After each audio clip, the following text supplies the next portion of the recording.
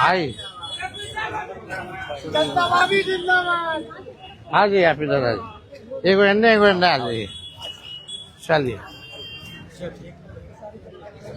सभी हमारे मीडिया के साथी, आप सब लोगों को जो है आनंद फानंद में बुलाया गया और बड़ी खुशी की बात है कि आज हम लोगों के बीच जाने माने बिहार नहीं बल्कि देश में लोग इनको पहचानते हैं, जानते हैं। बड़े कलाकार हैं और बड़े कलाकार होने के साथ साथ एक बड़े अच्छे इंसान हैं और समाज सेवी भी हैं।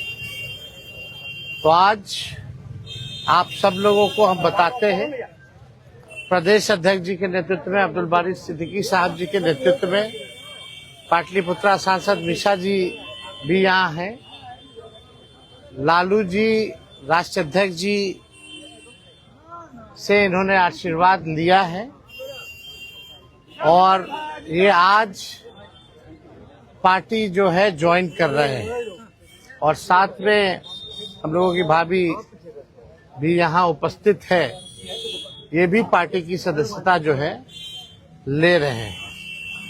और बाकी हम चाहेंगे कि खेसारी जी जो है आप लोगों के समक्ष जो है अपनी बात को रखें। सबसे पहले तो आप सबको दिल से धन्यवाद और ढेर सारी शुभकामना, और भैया को और हमारी दीदी को, अध्यक्ष साहब, हमारे अब्दुल बारी सिद्दीकी चाचा जी, तो सबका प्यार और हमारे सबसे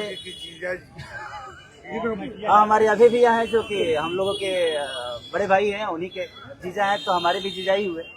और हमारे चाचा मैंने उनका प्यार मैं ही नहीं बल्कि शुरू से एक विचारधारा में रहा हूँ, मैं उस परिवार का हिस्सा रहा हूँ और कोशिश भी यही रहती है कि इस परिवार का हिस्सा बन के मैं जैसे उन्होंने पूरी दुनिया को एक करके हमारी ताकत बने, उसी तरह हम पूरी दुनिया को एक ताकत की तरफ ले जाएं और अपनी पावर, अपनी क्षमता से, अपने हुनर से, अपने विचारधारा से दुनिया को एक अलग दिशा दें। जो चीज़ें हमारे बीच में अभी तक हम अधूरे हैं, मैं हमेशा कोशिश यही रहा है कि जिस तरह मैं मुंबई शहर में रह के अपने बच्चों का परवरिश कर रहा हूँ, अच्छे स्कूल दे रहा हूँ, अच्छे अस्पताल दे रहा हूँ, उसी तरह हमारे बिहार के बच्चों का भी भविष्य हमारे बच्चों की तरह तय हो और हमारे बच्चों को बाहर गांव ना जाना पड़े। और उस विचारधारा में हमेशा भैया आगे रहे हैं और आप लोगों ने 17 महीने में इनका कारनामा देख ही लिया था।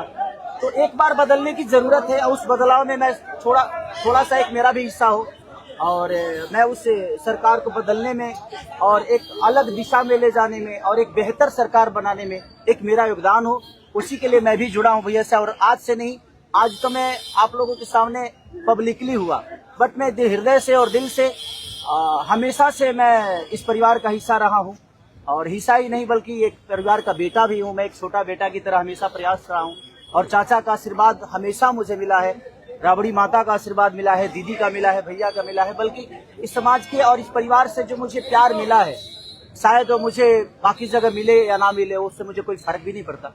बट मैं हमेशा प्रयास करता हूँ कि एक बेहतर दिशा में जो चीजें चल रही है, आज आप सब लोग बदलाव चाहते हैं, मैं ही नहीं, मुझे लगता है कि पूरा बिहार बदलाव चाहता है और उस बदलाव में एक मेरा भी योगदान हो, इसीलिए इस बदलाव के साथ मैं भी जुड़ना है।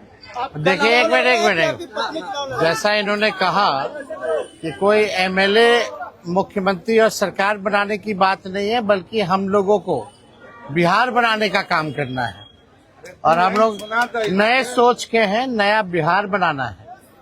पढ़ाई, दवाई, कमाई, सिंचाई, सुनवाई और कार्रवाई वाली सरकार हो। एक ऐसा बिहार बनाए जो पलायन मुक्त हो, बेरोजगारी जो है जड़ से समाप्त हो, महंगाई गरीबी खत्म हो, कारखाने लगे, निवेश आए, उद्योग आए, शिक्षा चिकित्सा व्यवस्था जो है बेहतर हो।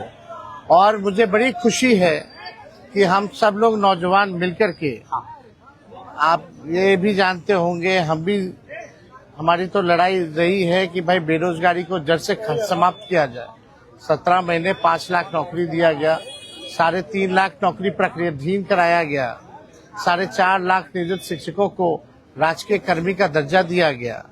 अब मेरा, हम लोगों का एक सपना है कि बिहार से बेरोजगारी खत्म हो और हमने जैसा आप सब लोगों के सामने कहा है कि हमारा संकल्प है, हमारा प्रण है और हमने लोगों से वादा किया है और हमने पहले भी कहा है, तेजस्वी की उम्र कच्ची हो सकती है पर जुबान पक्की है। जो कहा है वो किया है, जो कह रहे हैं वो करेंगे और हम सब लोग मिलकर के नया सरकार तो बनाएंगे ही बनाएंगे।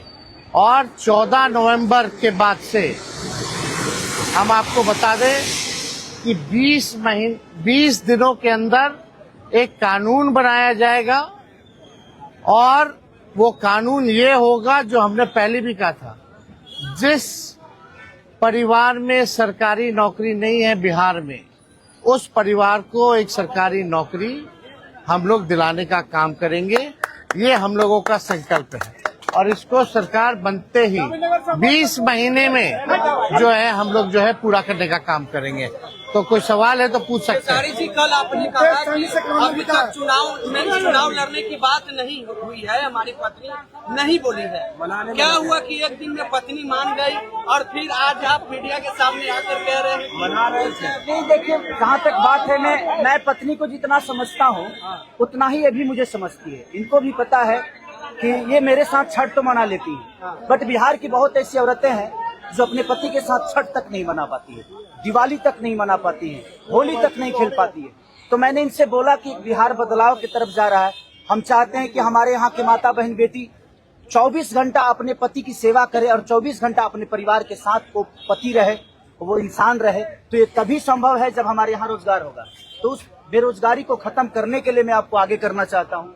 तब इन्होंने उस बात को समझा और उसके बाद हम लोग आए हैं और प्रयास है कि हर वो महिला, हर वो बेटी, हर वो बहन, हर वो भाई, हर वो बेटा अपने पिता के साथ रहे, हर वो बहन अपने पति के साथ रहे, हर वो भाभी अपने भाई के साथ रहे। तो मेरी ये प्रयास है कि आजीवन जिस तरह बाकी शहरों में लोग अपने पति पत्नी के साथ, अपने परिवार के साथ, अपने माँ बाप के साथ रह के और खुशियों के त्योहार में रहते हैं, उसी तरह हमारा बिहार भी कोई जाए ना, गुजरात के लोग यहाँ आकर काम करे, कलकत्ता के लोग यहाँ आकर काम करे, दिल्ली के लोग यहाँ आकर रोजगार करे। हम यही चाहते हैं और इस संवाद के साथ आप सबको देते हैं। चुनाव आप लड़िएगा या पत्नी लड़ेगी? चुनाव आप लड़िएगा या पत्नी लड़ेंगी आपकी? ये लड़े चाहे मैं लड़े, अर्धांगिनी है ना, एक ही बात है। देखिए, जीवन में पति पत्नी का जो प्रेम होता है ना, वो दुनिया में उससे बड़ा प्रेम नहीं है। माँ बाप के बाद अगर कोई संभालता है किसी बच्चे को, वो आपकी अर्धांगिनी ही होती है। तो मैं लड़ूं या ये लड़े,